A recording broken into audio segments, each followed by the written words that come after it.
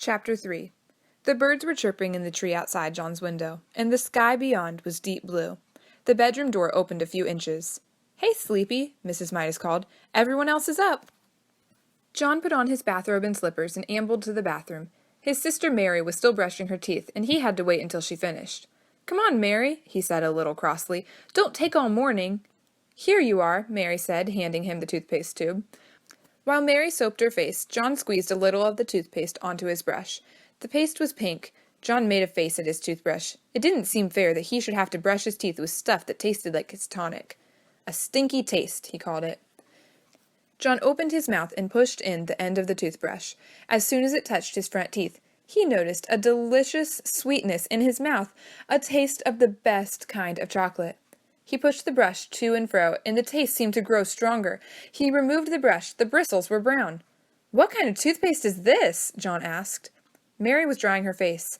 "The same kind," she answered. "It says on the tube, Blancodent," John read. It was the same kind they had always used. "Why is it chocolate-flavored this time?" he asked. "Boy, it's good." "Silly," Mary said. "Course it's not chocolate." She hung up her towel and swished out of the bathroom. John squeezed some more toothpaste onto his brush and continued to brush his teeth. Chocolate again! It was marvelous, rich, sweet, smooth chocolate, chocolatey chocolate, like the single piece of chocolate from the box the night before. There seemed to be no further need for the toothbrush, so John rinsed it and hung it up. He squeezed out another bit of toothpaste onto a fingertip this time. He put his finger in his mouth and he ate the toothpaste off. When he took his finger out again, it was stained chocolate brown. John wasted no more time. He put the end of the toothpaste tube into his mouth and emptied the paste onto his tongue. It squeezed out like thick, creamy chocolate. Mary looked into the bathroom. "Hey, what are you doing?" she demanded. "Yummy," was all John said.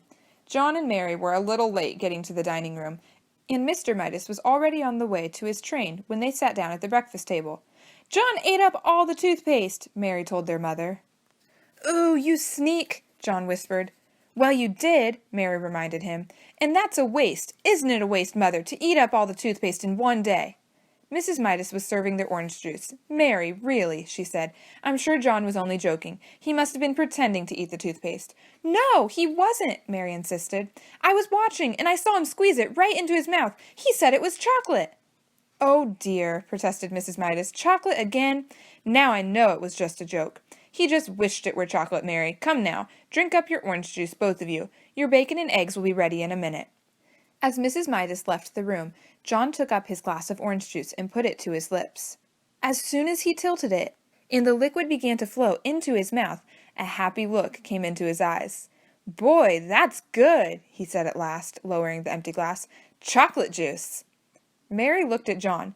Then she looked at her glass of orange juice. It was a bright orange color. She tasted it. It tasted like orange to her. "It is not chocolate juice," she said. "It's orange juice. Orange juice is good for you." "Yes, John," Mrs. Midas said, hearing the last few words as she carried in the tray of bacon and eggs.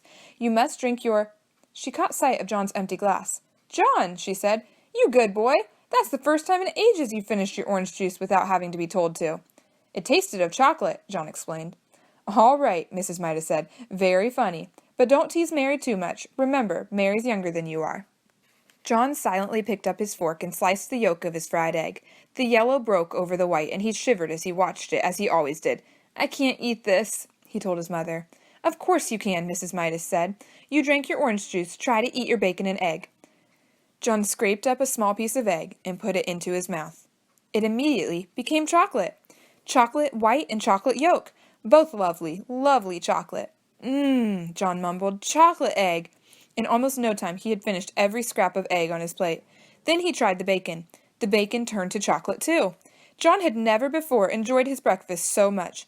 After the orange juice that had turned to chocolate juice in his mouth, and the fried bacon and egg that had turned to fried chocolate, he ate 2 slices of chocolate toast with chocolate butter and chocolate marmalade, washed down with a glass of chocolate milk. "I'm very pleased with you this morning," Mrs. Midas said, as she helped John on with his coat. "If you promise to eat your lunch at school, as well as you ate your breakfast, I'll give you a dime to buy some chocolates with." "Oh, that's all right," John said. "I don't think I'll need it." Mrs. Midas looked puzzled as she waved goodbye.